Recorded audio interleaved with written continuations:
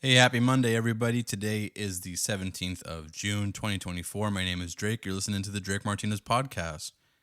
So, on this podcast, I usually talk a little bit about either like music or politics, current events, philosophy, history, and pretty much anything in between. And so today we're going to be talking about this question. We're going to address the question and address the possibilities of, does America have a future? And this topic is inspired by a conversation that I've been having with some people recently about the future of America and does America even have a future? So, on Friday's episode, I discussed, is America in the middle of a civil war? And I think by most people's assessment, you know, maybe a lot of people don't think about it as a civil war right now, but it's kind of like in like a slow moving civil war. And that was like the determination that I came to, and I've talked to a lot of people about it, and like people who know history, people who know like what happened during the initial American Civil War, how civil wars generally pan out in general, and everything is actually like slow moving. It's just when you read about it in history books, it's like this event happened and this sparked this, like, like the assassination of Franz Ferdinand and leading into World War One, and you know the Japanese bombed Pearl Harbor, and then it led to World War Two. But those events didn't happen in a vacuum. They happen with other events and other trends that move societies and move nations into war. And and again, I was very clear that I don't think that the civil war that we're going through right now in America will ever get like hot. Like it'll be like, you know, one side versus another, like in terms of like combat, but in terms of like warfare. But the political warfare of one side versus another has been happening since like 2016. It's been happening since like 2012. But not it picked up in big time in 2016 with when the Trump movement. I've talked about this on the podcast a lot with the emergence of the Tea Party, and then the Tea Party got shut down by Obama, and targeted via the IRS.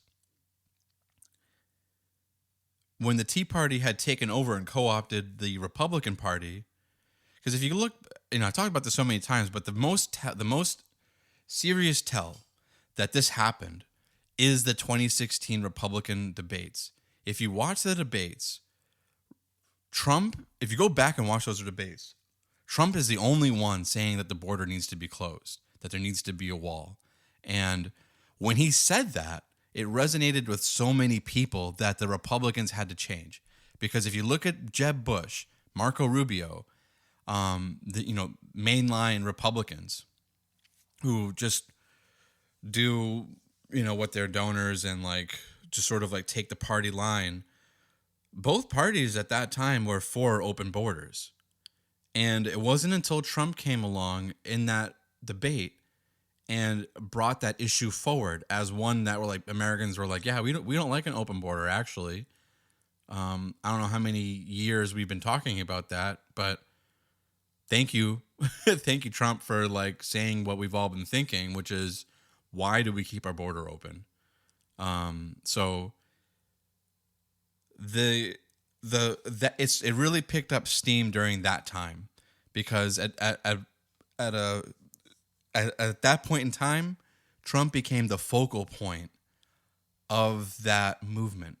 The MAGA was around before Trump, and then he sort of like became the spearhead of it, and it just started picking up steam until 2020. And that's what we talked about in the last podcast, which is that the Civil War became very prominent during that time, and then not just because of what happened on January 6th, but because of the response to it, the George Floyd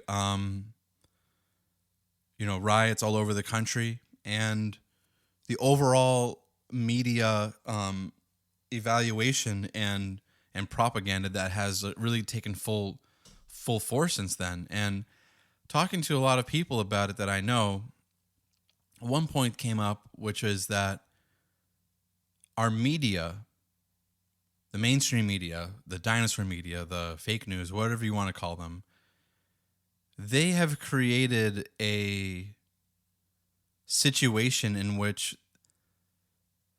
like, we are so bombarded with propaganda, and it's at a point now where it's like, it's, I mean, if you go back and read 1984, like this whole, again, the border, let's take the border. Having people like Chuck Schumer, Gavin Newsom, and others try to blame the border on Trump and Republicans is like the whole thing from 1984, like we've always been at war with Eurasia. And they have such immense influence over the media that, like, the media will just go along with it.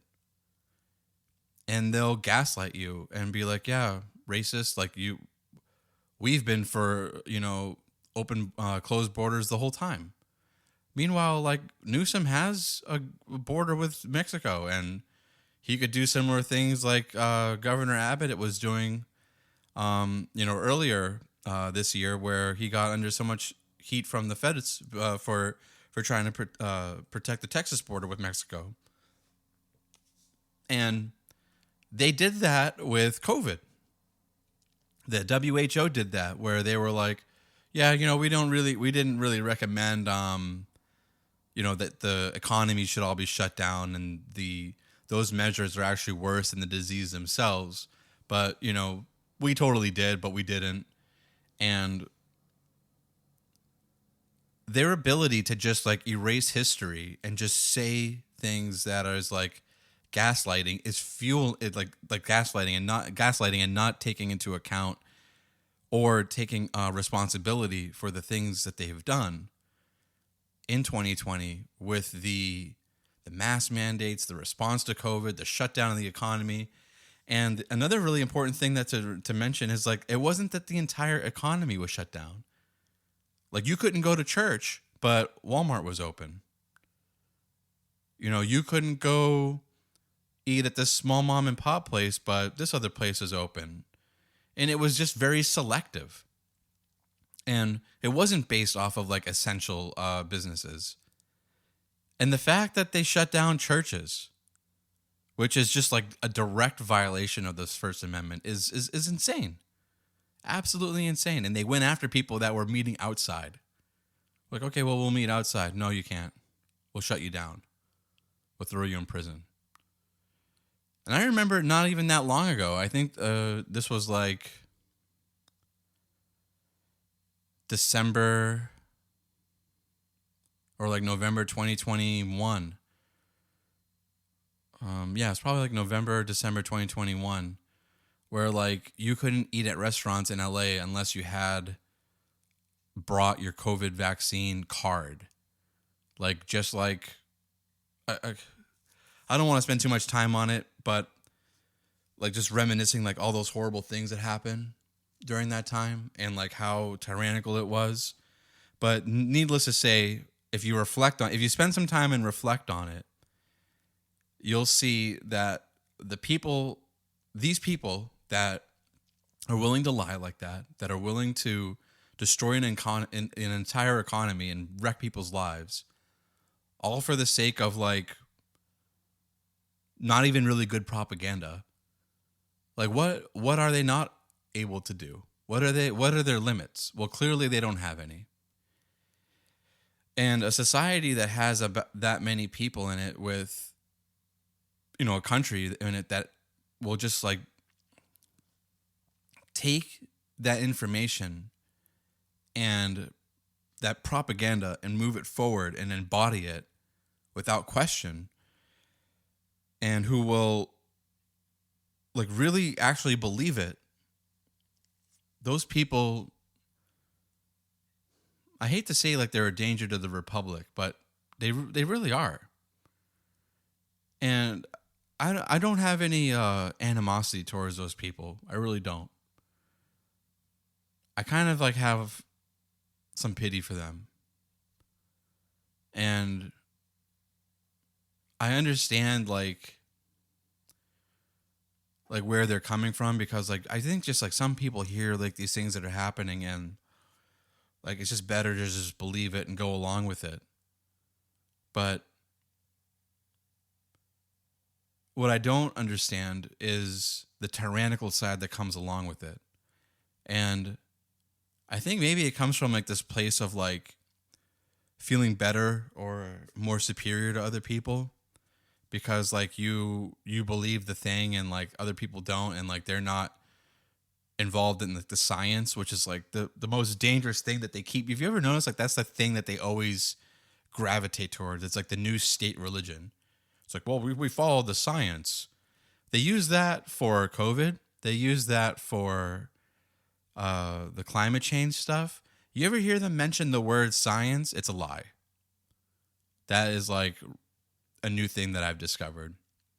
And we're going back to this question of, does America have a future with a significant portion of the population in the media and a scientific community that pushes science as its like perverted science, like distorted science, as its new state religion?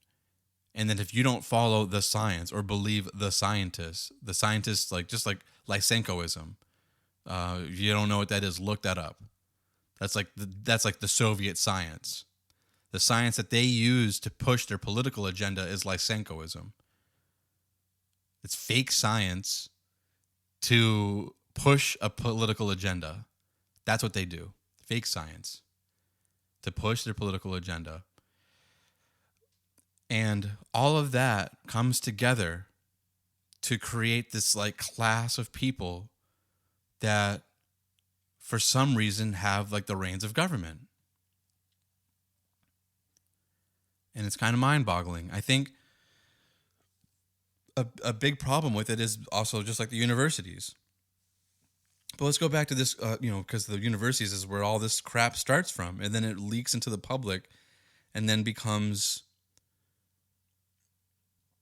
the new gospel for the state religion.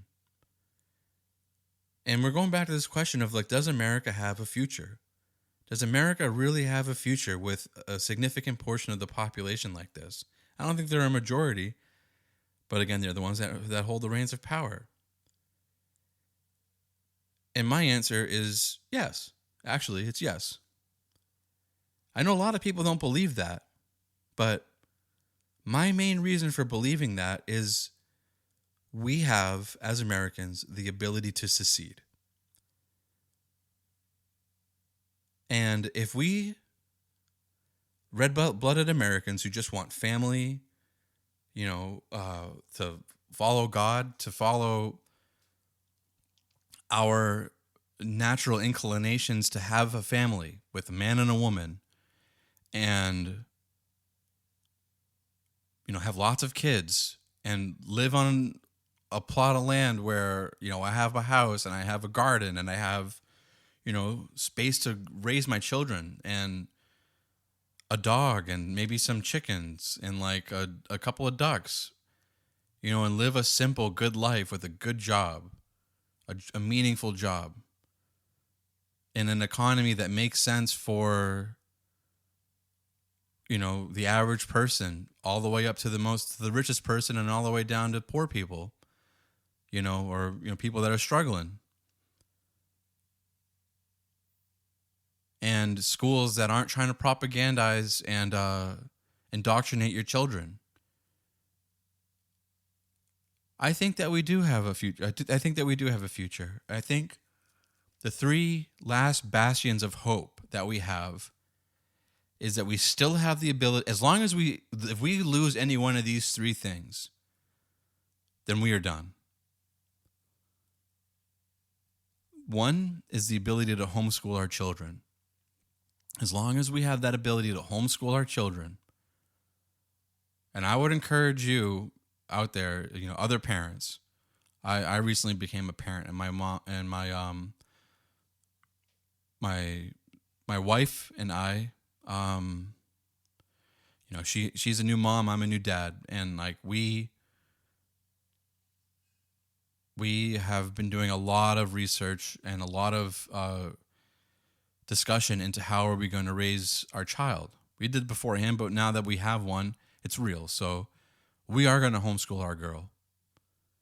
And I would encourage all of you out there that love the United States, that love liberty, that love freedom, that love the idea of self-sustaining and, great education and like not having your child indoctrinated and brainwashed, homeschool your child. That is the main bastion that we have left. The other one is the Second Amendment. And don't ever let them tell you that it was made for muskets. It wasn't. Don't ever let them tell you that, you couldn't own a cannon back then, because you could. And don't ever let them tell you that it's not for an assault rifle, because it doesn't even make sense. What are you supposed to use? A pistol? You have to have a rifle.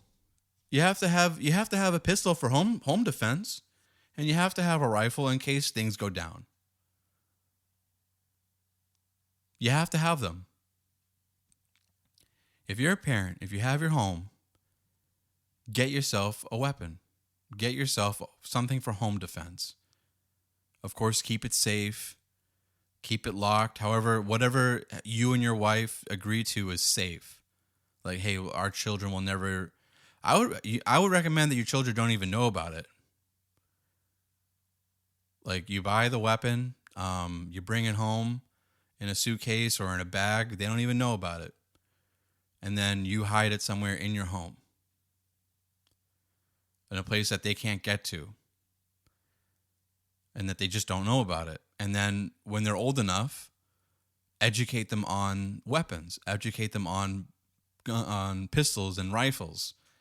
Make sure that they understand that these are lethal weapons, and make sure that they understand that they are designed to kill. Have a pistol for home defense and have a rifle for in case things go down.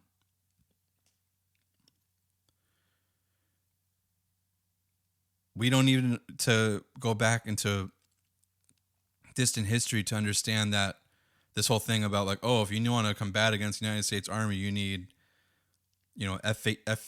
F-15s. You don't. You need a rifle. That's what the Taliban had. That's what the Viet Cong had. They had rifles. That's what you need. Because a group of people with rifles that can assemble into a militia that are defending their homes and defending their values against a tyrannical force that is trying to overtake them, that's really all they need.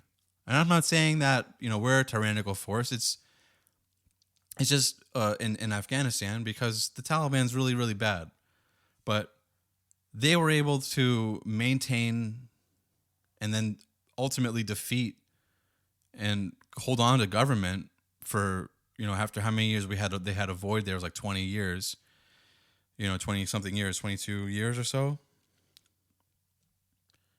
They were able to hold off the United States. Eventually they kind of like lost, and then were able to come back and then overtake Afghanistan and reestablish their control over the country. And they didn't do it with much. Just faith, belief in their cause, as screwed up as it is, and persistence. And eventually they won. They got their government back. They got their territory back. And they did it with rifles. They didn't need F-15s. They just maintained their resistance. Played the game, played the long game. Recruited people to their cause, their screwed up, stupid cause. And imagine what you could do with a cause that is as amazing as liberty and freedom and maintaining the republic with a system of beliefs that grants human rights and inalienable rights that are essential to the idea of being an American. The Second Amendment is not for hunting. It is for maintaining that defense against a tyrannical government. The government fears the people and should fear the people in the United States, and they can't fear the people if the government has a monopoly on violence, a monopoly on the threat of violence, the ability to utilize violence. Politics is violence. It's just not at the stage of it hurting you, if that makes sense.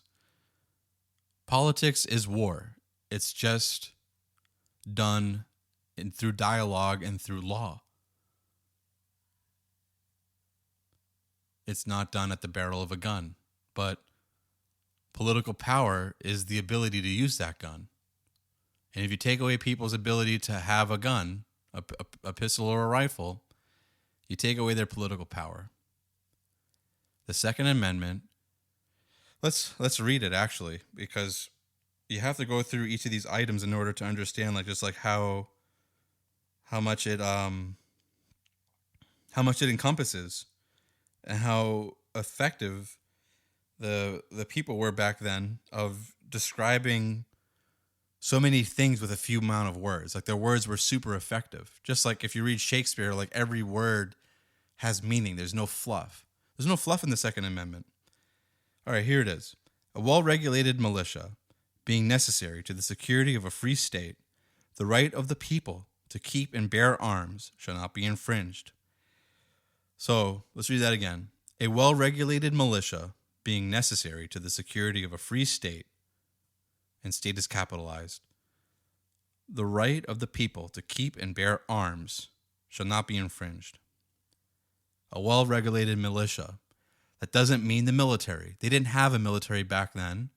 They had militias. And if you look at most states, I might have talked about this in the previous podcast, but if you look at what most states define as a militia is every able-bodied person between the ages of 16 and to I think it's 56, something like that. So a militia was never understood as a professional army, a professional military. Again, they didn't have that back then. They didn't have a standing, what we now call a standing army. They even might have referred to it as a standing army back then. Meaning, I think the only people that had one during that time, if I remember correctly, were the Prussians. The Prussians, I think, were later. Yeah, I think I don't know. I'd have to read about it again. But the Prussians developed this officer corps system and a professional military. And that was a huge inspiration for the United States to create a professional military, if I remember correctly. But the Prussians had a system like that. And yeah, I think if I remember his history correctly, it's like the Hessians too, like these mercenary professional armies, and they would be used for war. But in the United States or in the colonies at that point, and then going into the United States, they had militias, and these were your average citizens. And if they were ever called upon to join up into the militia and to fight a battle, they would get their supplies ready and go ready to go fight a war. Okay, so a well-regulated militia does not mean military, does not mean standing army. It means the able-bodied persons of a city and a state from the ages of, I think, 16 to 56, I think it is. If you look up, I think it varies in each state, but it's more or less that in each state. Being necessary to the security of a free state. So the ability of a militia to be armed is necessary, required for the security of a free state. In other words, it's not suggested, it's necessary to the security of a free state. So again, like this is another reason why we don't get invaded, is because there's just too many people here with guns. Okay, yeah, so the Russians want to invade the United States. Okay, they invade the United States. They defeat the American army. Now they have, patrols going around. Well, all the people that have guns, there's more guns than people in the United States, they're gonna fight back. That is the idea behind the security of a free state. It's also to protect against the government. That the right of the people to keep and bear arms, bear meaning to show, shall not be infringed. And then that word infringed means something. Just like how you have like on the fringes of something, it's the edges. To infringe upon something would be like, okay, well, you can have a gun, but we're outlawing ammunition. You can't have ammunition. Well, that would be an infringement. You can have a gun, but we're outlawing, triggers on them. You can't have a trigger. Well, that's an infringement. So on and so forth. So first we have the ability to homeschool your children, to set up that next generation for success.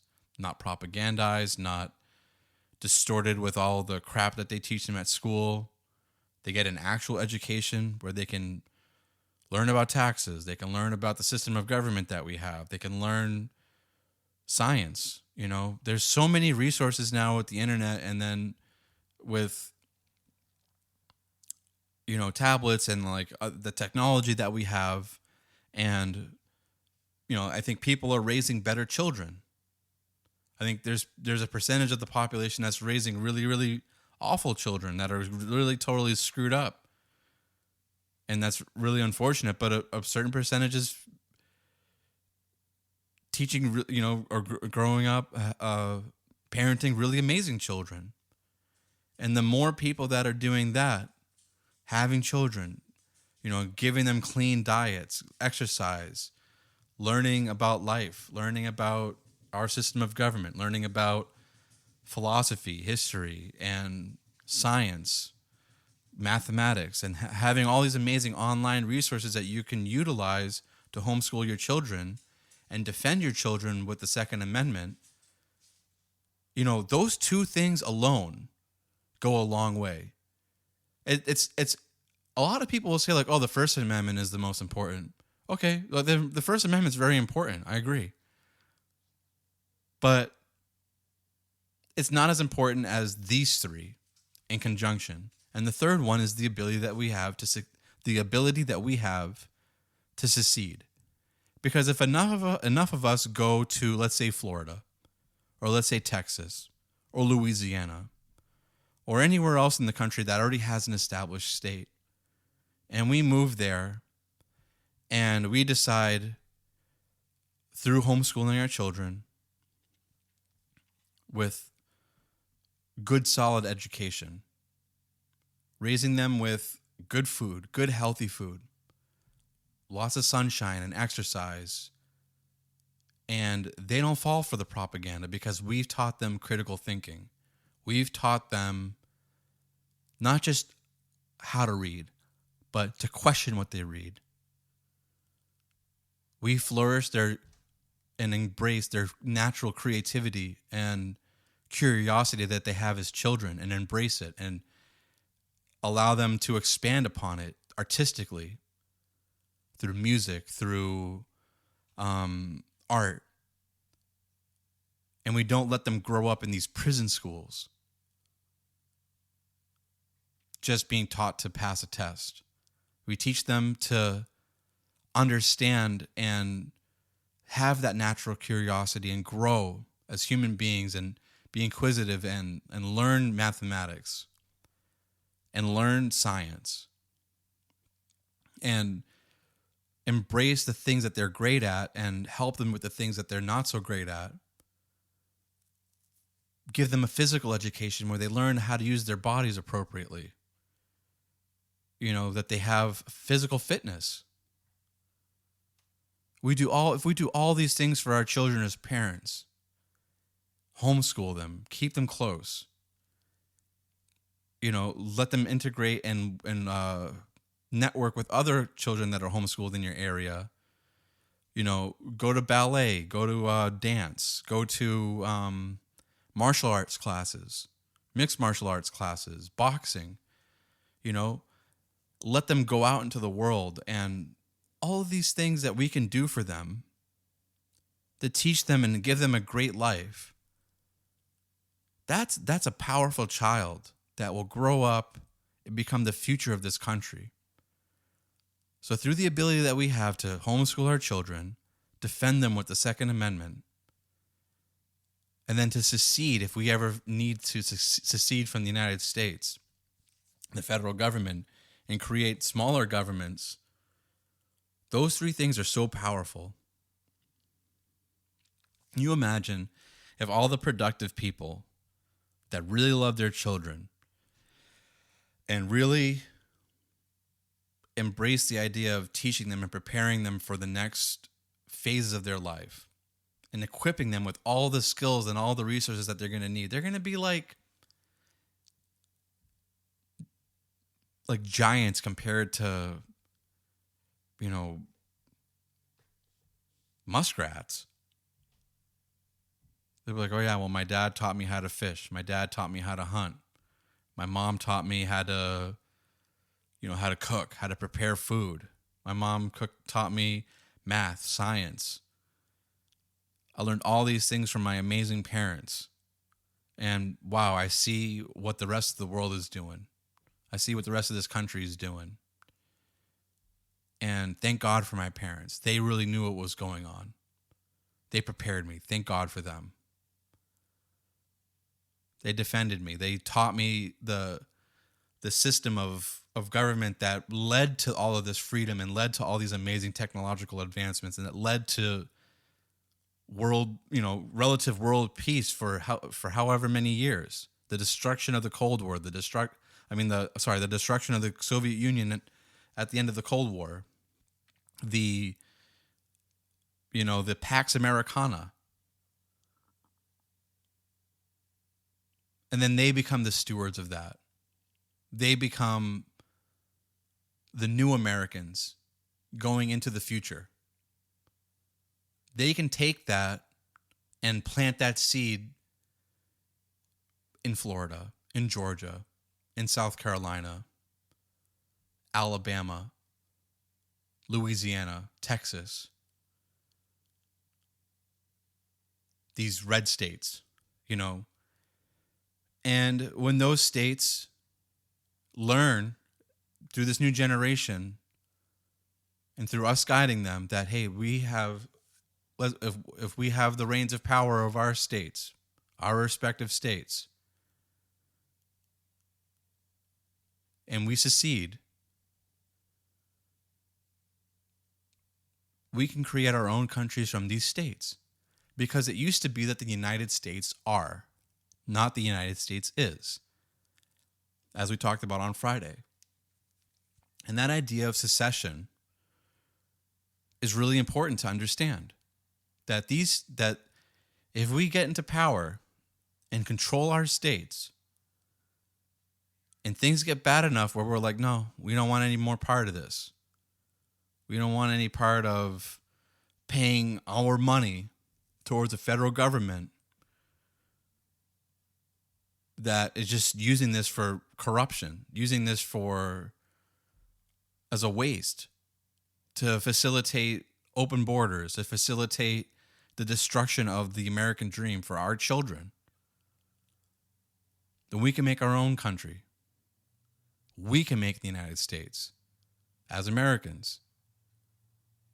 And we can make it in smaller states. Like I said, Florida, Georgia, the South, like Texas. And when we take those ideas and we make them flourish and we make them so palpable that it becomes the new embodiment of like the city on the hill. The people in other parts of the United States, like California or the what will once be the actual United States, like California or Massachusetts, New York, Illinois. The people that are disenfranchised and see the system that they're living under is totally inferior to what the real American system is. Liberty, justice, free market, capitalism. And they see how this system flourishes, and they see how these people are fit and interesting and have amazing culture and prosperity, and believe in the value of children, and believe in the value of family and life and liberty and respect, and honor their citizens to the point where they don't feel threatened by them having arms. That American system will become like that new city on a hill. And those other people that got left behind in those other states that love that want that, guess where they're going to go?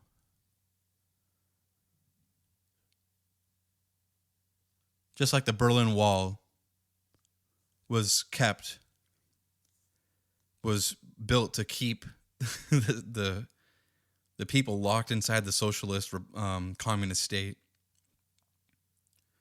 They'll have to do something like that to prevent their people from leaving and coming to the real America. That's the option that we have, and we have the option of doing that at any time, for any reason. And I think it's important for us to remember that we're not trapped, that no matter how bad things get, we still have that option. That option is still on the table. And I hope that it will encourage a lot of people out there to get involved in their local government, their state government, their state Republican Party.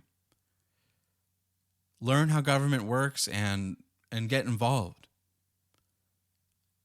Because we need a new class of people that can actually govern. Why did we abdicate this authority and this responsibility to people who abuse it, the people who love tyranny and love propaganda? I don't understand why, but I don't know why we did it, but we did.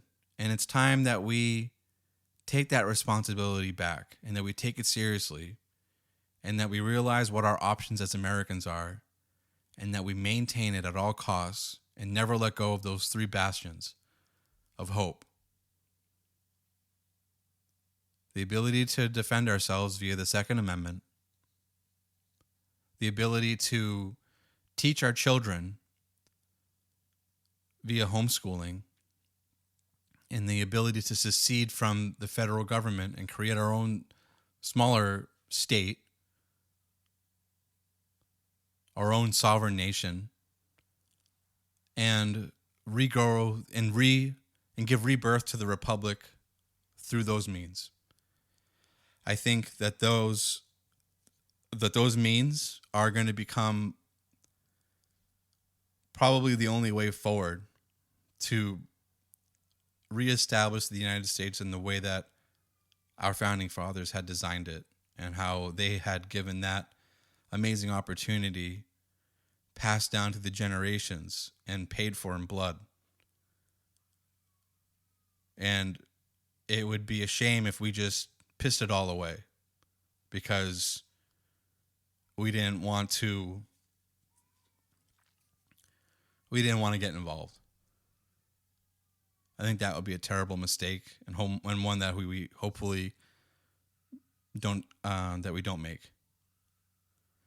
All right, so with that, I'm going to be signing off. I know it's like a pretty heavy topic, but this the recent events with the Trump conviction, and just seeing this level of propaganda and seeing the gaslighting that's been happening has really brought up some memories of like 2020, and